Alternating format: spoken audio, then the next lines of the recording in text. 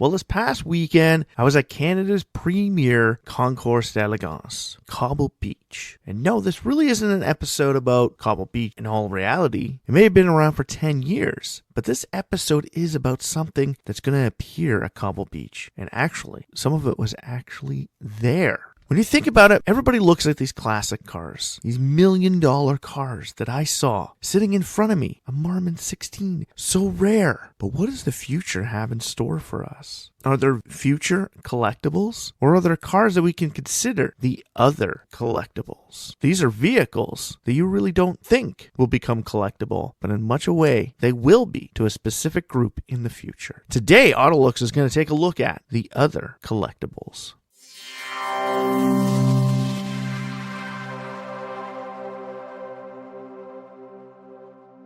Welcome back to the AutoLooks podcast. I'm your host, as always, the doctor to the automotive industry, Mr. Everett J, coming to you from our host website at AutoLooks.net. If you haven't been there, stop by, check it out, read some of the reviews, check out some of the ratings, and go to the Corporate Links website page, big or small. We have them all on the AutoLooks.net Corporate Links website tab right at the top of the banner as you click our home website at AutoLooks.net. The AutoLooks podcast is brought to you by Ecom Entertainment Group and distributed by Podbeam.com. If you'd like to get in touch with us, send us an email to our executive producer, owner, and the host of the AutoLooks podcast, Mr. Everett J himself, over at email@autolooks.net. So like I said in the beginning, other collectibles. Throughout time, there's been all kinds of vehicles that people have never really deemed as a collectible piece of automotive machinery. And as the automotive market is becoming more and more saturated with people just out there trying to collect anything to make a profit off of, the future is actually starting to look a little bit brighter to some of the ill-fated classics of our past.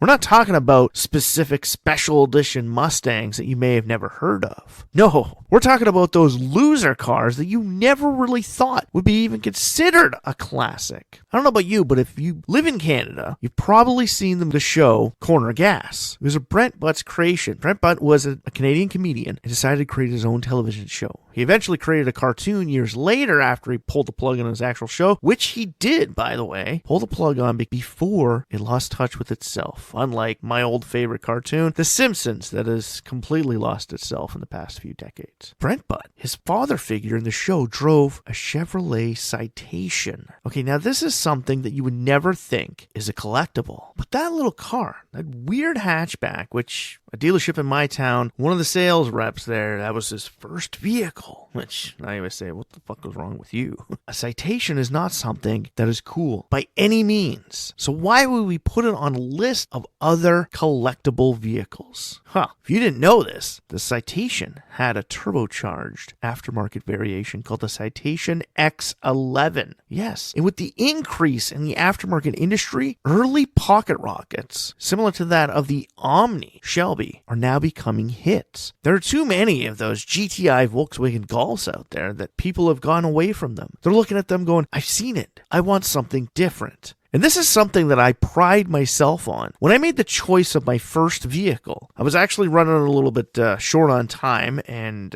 my current car at the time, a 1994 Chrysler Concorde with a 3.5-liter V6. I literally beat the living shit out of this car, and it lasted me to 309,000 kilometers. And literally, I beat the living crap out of it. Being a cab-forward design, that Concorde is going to become a collectible in the future. Maybe not now, but as people start to realize that Chrysler is disappearing into the background, some of the past favorites that made it into the great product that it once was might seem more appealing, similar to that of the Shelby Omni. The Omni was a literal piece of shit. It was built off the K-car platform used to save Chrysler Corporation, okay? And this vehicle was literally a throwaway car. But Carroll Shelby, being part of the Chrysler Corporation at that point in time, decided to add his nameplate to it and make it a turbocharged thing to go up against, remember the Shelby Omni GLHS, to go up against the Volkswagen Golf GTI. He wanted to take on the pocket rocket industry. Well, everybody's heard about the Volkswagens. Hell, everybody's heard about Quattros. You've all heard of the S4s, Z28 Camaros, Firebirds. These are all amazing, great vehicles. But other collectibles, like I said, are for people like myself who see the odd and unusual. My Concorde was on its last legs, and after doing a horrible job trying to clean its transmission myself to save a bit of money since, I was just getting out of college, and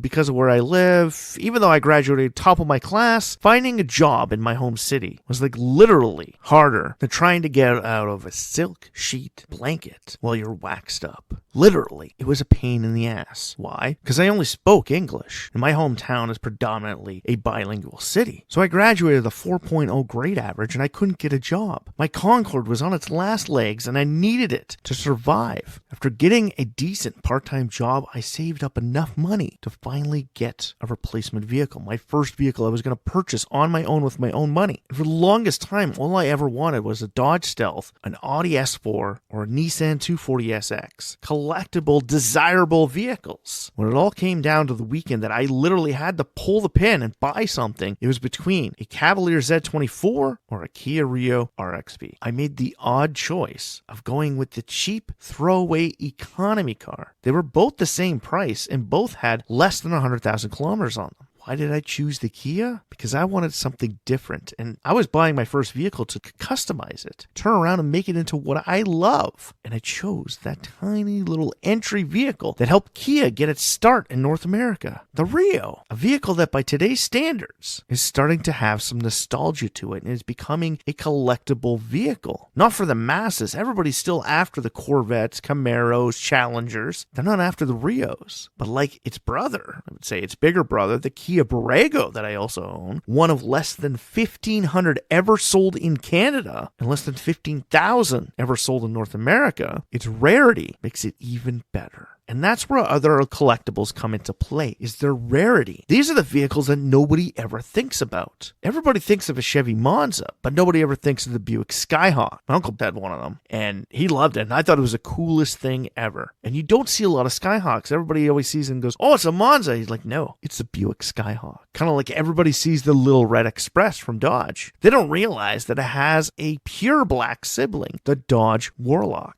Difference, it's black and it doesn't have transport exhausts on it. But the Warlock doesn't get as much credit. It's a collectible in its own right, and its rarity makes it more of a collectible than its counterpart. Kind of like my Rio, as being a throwaway vehicle. At some point in time, people are going to look at it and say, there's not that many of those around. I remember those cars. How many people today look at a K car and think that's a part of history? Wow, I remember the K cars. They were everywhere. They were garbage. They were junk. They all got thrown away. Hell, the Red Green Show cut up and tore apart so many of them in that show just to create so many great inventions that finding one today seems like a rarity.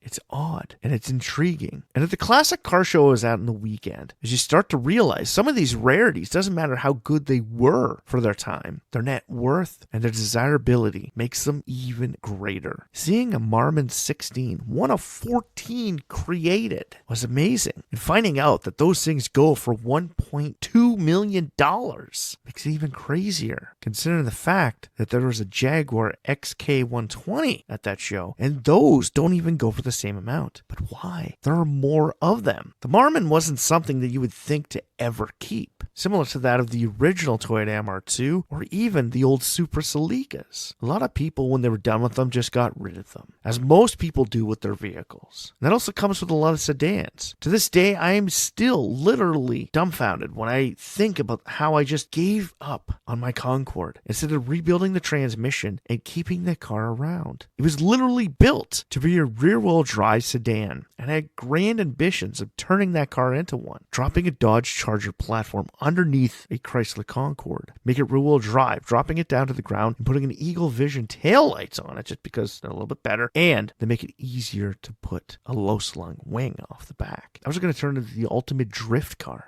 I thought about that with my old Plymouth Acclaim as well, making a Targa top out of a Plymouth Acclaim. Another one of those rarities. When you see them even on movies. I was watching Kindergarten Cop with my son the other day, and they have that in there. It's an old Plymouth Acclaim. And I told him, I said, wow, I had one of those at one point. He's like, really? Pretty neat looking thing. I'm like, well, they were pieces of crap, and they were everywhere, and they were kind of butt ugly for what I found back in the day. Hell, my dad owned a Dynasty in a 1990 Chrysler New Yorker 5th Avenue. Okay, That was the first car I ever learned to drive in. Not the first car I actually drove. First car I actually got behind the wheel and slightly moved was the Dynasty, but the New Yorker is what I drove. I always wanted to turn that into a lowrider. But today, when you think about it, a car like that is a collectible. It may not sit in the same context of a Ferrari, but by today's standards, being 2024, vehicles from 1999 are considered classics because they're 25 years old. My 90 New Yorker fits that classification. It is a classic by today's standards.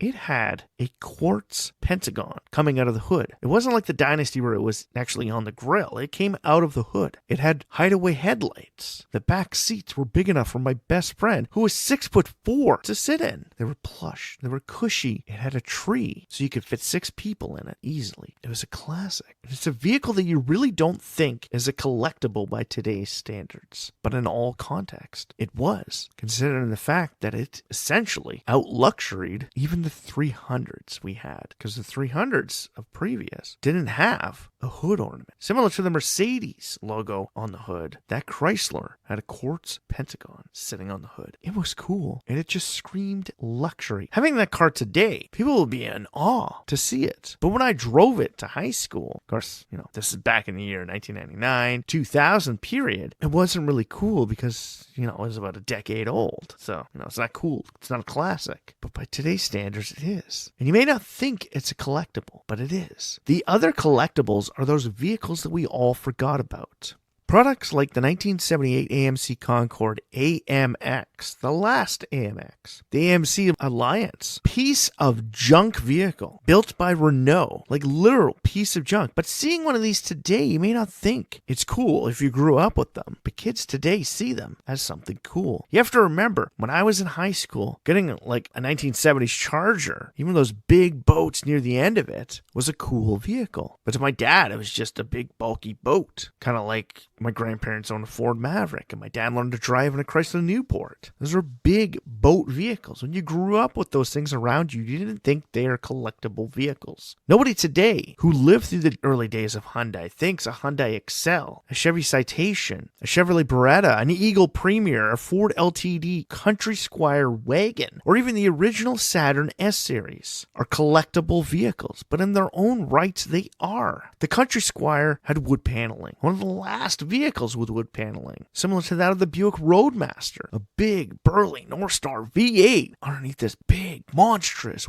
station wagon. It's amazing. These were all great products in their own light, but we never saw them for the amazing products they were. How many of you, if I told you that a product like the original Hyundai S-Coupe, the Saturn SC1, a Toyota Paseo, or an Eagle Summit are collectible vehicles of today? Hell, they all share one thing in common. They all had 2 doors. Hell, the Eagle Summit was essentially just a rebadged Mitsubishi Colt, which also had a Dodge Colt variation of it. But since Eagle is a brand that no longer exists today, products like its Premier, the Summit, or even as I talked earlier, the Eagle Vision, built on the same platform as my Concorde in the first Intrepid, are collectible vehicles by today's standards. Eagle no longer exists, kind of like Saturn. Hell, a weird one that actually include in this would be Scion. Scion was here not too long ago. Like, it literally didn't kick the bucket that long ago, but is considered a collectible vehicle by today's standards because Scion no longer exists. And as I tell everybody about my big Borrego, when the Telluride came out, my Borrego wasn't seen as a collectible vehicle for Kia enthusiasts at all, even though it was the very first vehicle ever released by Kia to have both a V8 engine and body-on-frame construction in North America. Since then, Kia has not released anything by those standards either.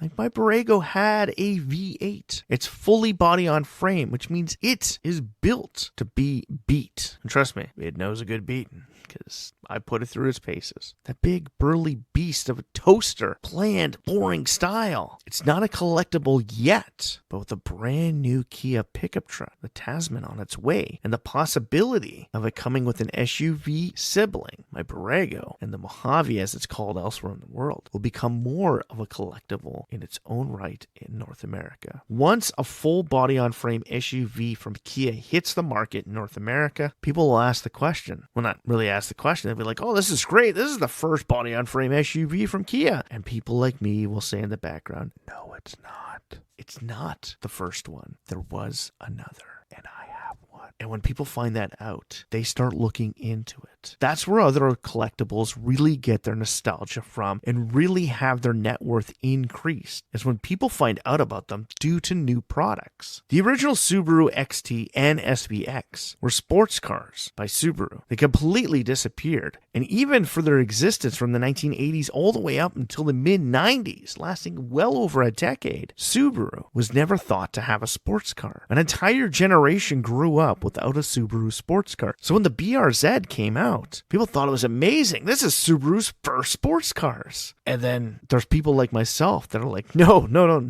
it is not.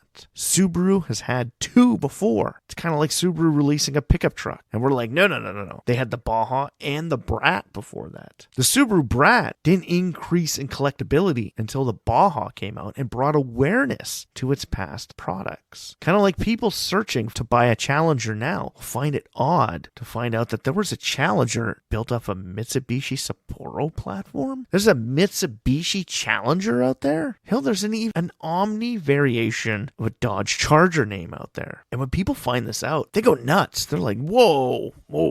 This is like mind-blowing here. There are vehicles like that? I gotta find one. And due to the fact that these were literal pieces of garbage that people threw away, finding one is even harder. Because now there are people looking for these other collectibles, their costs get driven up. One of them I came close to owning at one point in my life. A 1993 Isuzu Impulse. Now people may not know this, but Isuzu actually built cars at one point in time. Now you just see, especially in North American climate, only the Isuzu transports, cab over trucks. Elsewhere in the world, you find their pickup trucks and SUVs. But Isuzu built cars at one point. Hell, the Isuzu Impulse even had a Canadian collaboration where the Americans had Geo as their entry-level Isuzu and Suzuki products dedicated for their home market. Canada had one called Asuna, and Asuna had the Sunfire, which was essentially just the Isuzu Impulse branded for our marketplace. But long before this, Isuzu had an Impulse in the 1980s. Finding these cars at a car show is a rarity. And I said that while I was walking through Cobble Beach, looking at all these amazing cars. I quickly walked past any of the Mustangs, Camaros. Hell, they even had a dedicated section for Corvettes. I walked past it. I didn't give two shits about it because you can find any of these out in the public. I get it. Finding a split screen Corvette Stingray is hard to come by, but its body profile is still easier to find than something like an Isuzu Impulse from 1983. Why? Because they were a desired car, and a desired car in its moment will create longevity of that product. You could find tons of 50s and even 60s Thunderbirds, but when you get into the 70s, 80s, and even the 90s, those Thunderbirds are hard to come by. Hell, finding the last variation of the Thunderbird that came out in 2001 is easier than finding a 95. Hell, finding an 87 Thunderbird Turbo is like finding a needle in a haystack. These were products that people only bought because they were available. There was a market out there that really wanted a fun-looking car, and all of these products were available. We had products like the Buick Rayetta, the Buick Somerset, the Cavalier 2-door, the Sunfire 2-door, the Sunbird 2-door, the Ford Thunderbird, the Hyundai S-Coupe, the Chrysler Conquest, the Mazda RX-3, the Isuzu Impulse, that Eagle Summit I was talking about. Hell, even the 2-door Hyundai Accent and Nissan NX. They were all available for people, but the people that were buying these products were only buying them because they looked cool, but they were still available on a budget. These are the people who didn't buy them to keep them forever, like my Kia Rio. It was a cheap throwaway economy car, built in the same context of the original K car. It was built to literally just be thrown out with the garbage when it was done. But in all reality, by throwing them all out and getting rid of all of them at the end of their time makes them worth even more in the future. Like I said, those Marmon 16, you don't find a lot of them around. And Marmon may have competed with the likes of Packard, Duesenberg, or even Delage. It may have been what you would call a premium luxury or even premier branded vehicle. But they didn't build enough vehicles, and people didn't see them in their right context. Similar to that of the Scion. You'll find Scion TCs and Scion FRSs out there, but finding a Scion XA is hard. You're more likely to find the original Q cube of the XB than an XA. So in all rights, the XA becomes the other collectible. The other collectible is a title given to vehicles that we're literally just given up on. They're the vehicles we buy because they're cheap, they get us into the market, they look good, they handle good, they do what we need to do, and at the end of their life, we literally get rid of them. We don't ever think we're going to keep them, and we don't ever think they're going to become a collectible vehicle. But as more and more of us have this pure mentality about them and get rid of them, the people that decide to keep them are literally sitting on the needle in the haystack. How many people out there are literally sitting on an original Hyundai Accent? Hell, even a Toyota Paseo, or how about this one? A Camry Solara, a Geo Metro, a Nissan 200SX, a Honda CRZ.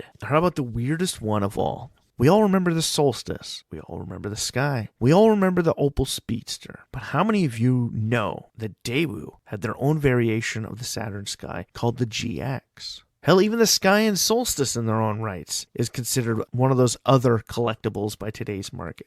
But they're more desirable because, one, Saturn is no longer around, and neither is Pontiac. And Pontiac was a big enough name to hold its own rights with all of its sports cars. Even the Fiero, by today's standards, is a highly sought-after collectible vehicle. But a Daewoo GX, it's literally a Saturn Sky with a Daewoo front end. It's something we would never think about, and that's what makes it a rarity in the collectible world. It's a vehicle that was literally bought, used, and thrown away. The other collectibles, all on this list, are the vehicles that literally paved the way for something amazing, but were only here for a short time and never for a long time. Products in the other collectible standpoint are the ill-fated, forgotten variations of other vehicles, or just the vehicles that helped build a marketplace. The Rio helped build Kia into what it is today in the North American marketplace. The Plymouth Trail Duster was just a sibling to the Ram Charger, which held a bigger title. The Buick Roadmaster was a big burly wagon, but more people remember the Impala SS off of that platform. And the Toyota Paseo, it came in both coupe and convertible variations. Unlike the Nissan NX and 200SX, Toyota actually did have a cheap convertible. Hell, you can even find an old Suzuki Swift convertible. Two-door hatchback turned into a convertible. They existed.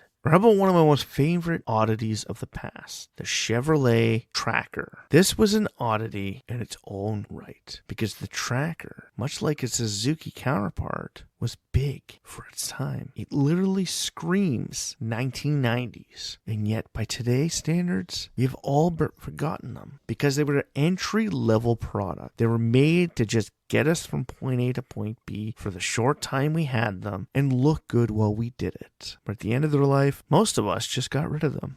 I love when I talk to my family, my family, my wife's family. We all talk about our first vehicles. I like to hear about everybody's first vehicle, and they talk about, this thing, I bought it for so cheap, it was a piece of junk, and you hear about what car it is, and it's like, oh my God, do you know you never find those anywhere? I've gone to many different car shows, and I've never seen them. How many people out there see Chevy Vegas, a small car pioneered by none other than John Z. DeLorean before he left General Motors? This is the last car he made before he created the DeLorean. And yet everybody I talk to is all like, oh yeah, it was just a piece of crap car that got me around. I was watching a music video the other day, an old past song from the 1990s.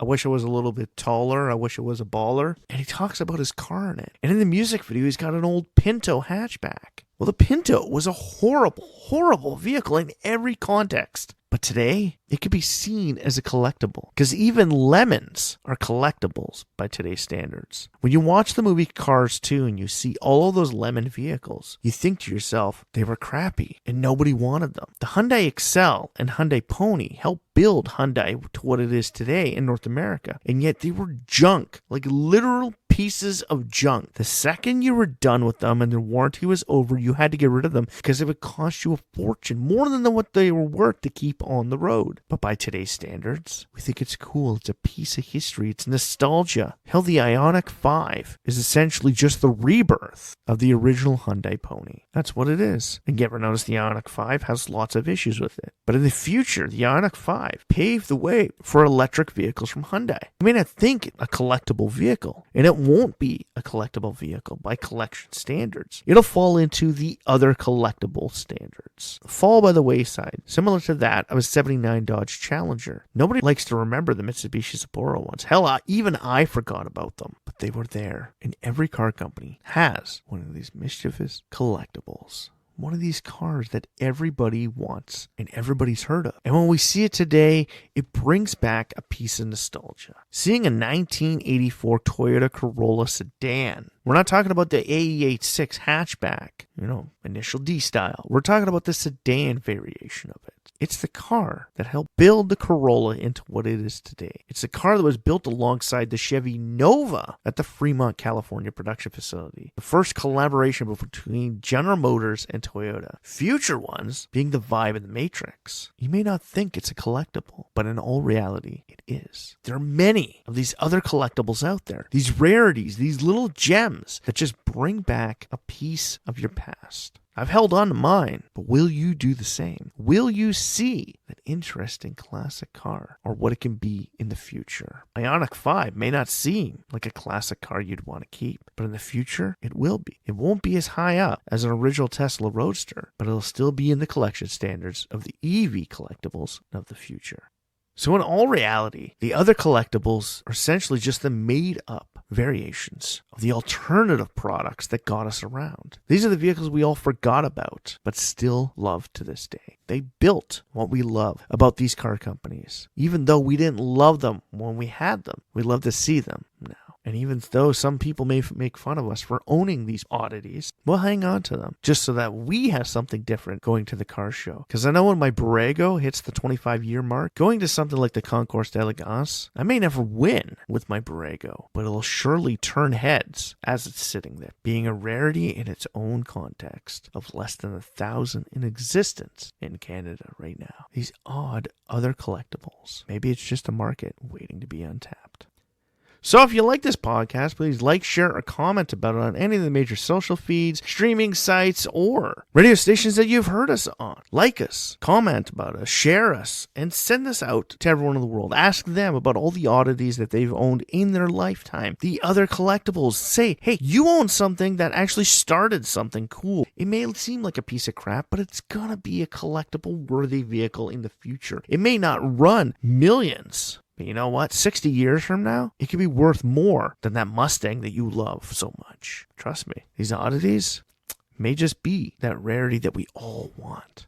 And after you've done that, stop by the website, read some of the reviews, check out some of the ratings, and go to the Corporate Links website page. Big or small, we have them all on the AutoLooks.net website. You can find car companies from around the globe, all existing on one main website on the internet at AutoLooks.net. The AutoLooks podcast is brought to you by Ecom Entertainment Group and distributed by Podbeam.com. If you'd like to get in touch with us, send us an email over at email@autolooks.net. So for myself, Everett J., the AutoLooks.net website, and the Ecom Entertainment Group, strap yourself in for this one fun, wild ride. The oddity collectibles of the future will take us on.